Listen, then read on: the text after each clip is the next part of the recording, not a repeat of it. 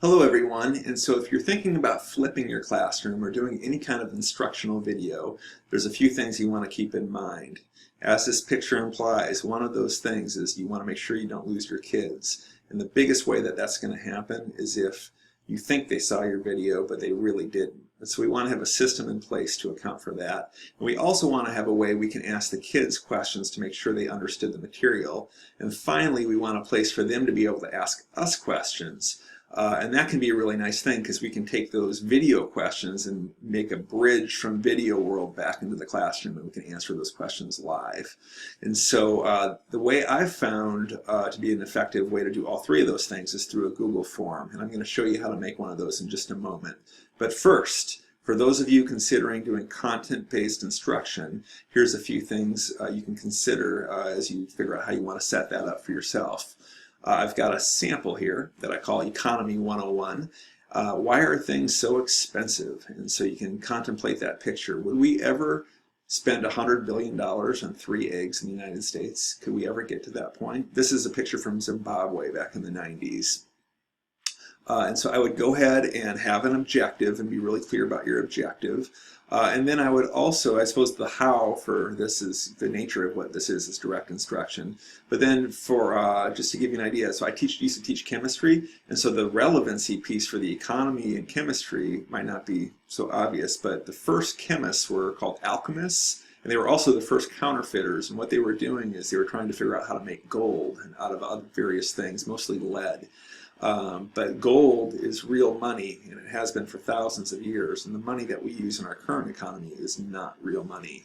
It's not backed in anything.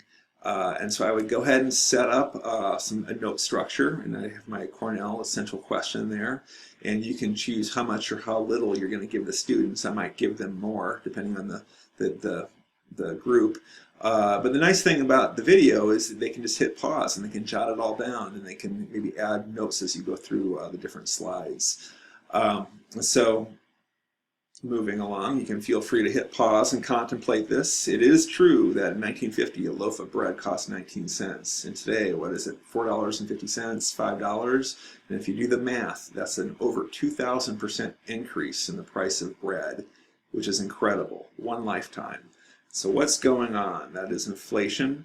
And so the thing that we don't do, as you probably know, is we don't back our money in gold or silver anymore. So these are some pictures of old dollar bills. Here's a 20 that says, in gold coin payable to the bearer on demand. You could take your money into any bank and get your gold back. And of course now all the gold is at Fort Knox for a variety of reasons. And so now the Fed prints money and prints a lot of it. So it's like $65 to $80 billion a month injected to the economy. And so are we setting ourselves up for a hyperinflation scenario? This is a picture from Germany after World War I. Here's another one from Zimbabwe. And so that's the gist of it. And one of the nice things you can do with video instruction is you can also bring in the experts, like Mr. Burns, to talk about the economy. Damn it, it is this time I explain to these good people the upcoming fiscal cliff. So this is cool. I can turn down the volume and I can narrate, or just kind of have fun with it, direct traffic, and do some fun things here. Money will drive you over a cliff. It's just common sense. So there we have it on the economy. But now the thing is we want to make sure that we can know who saw the video. And so what I would do is go into your Google Drive, click New. We're going to make a Google form. Come down here, Google Forms.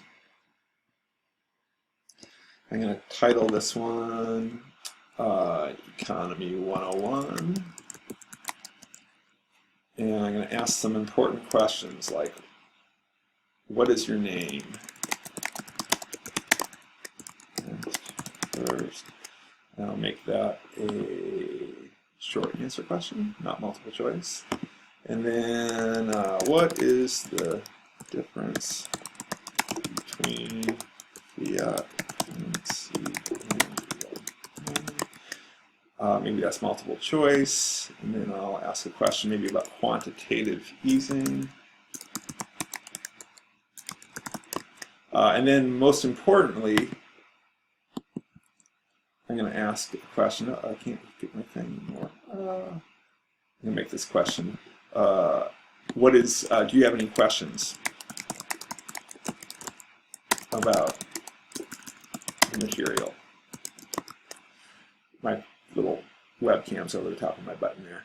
And so just so you know what this looks like when it comes in is something like this. You got a whole worksheet, and what I can do is come over here to the names. I'll highlight that, and I believe it's data. I can put it in alphabetical order, which is really nice, and now I can quickly put the grades in the grade book and make sure people get credit for watching the videos. I can check out to make sure that kids understood the main things I wanted them to understand.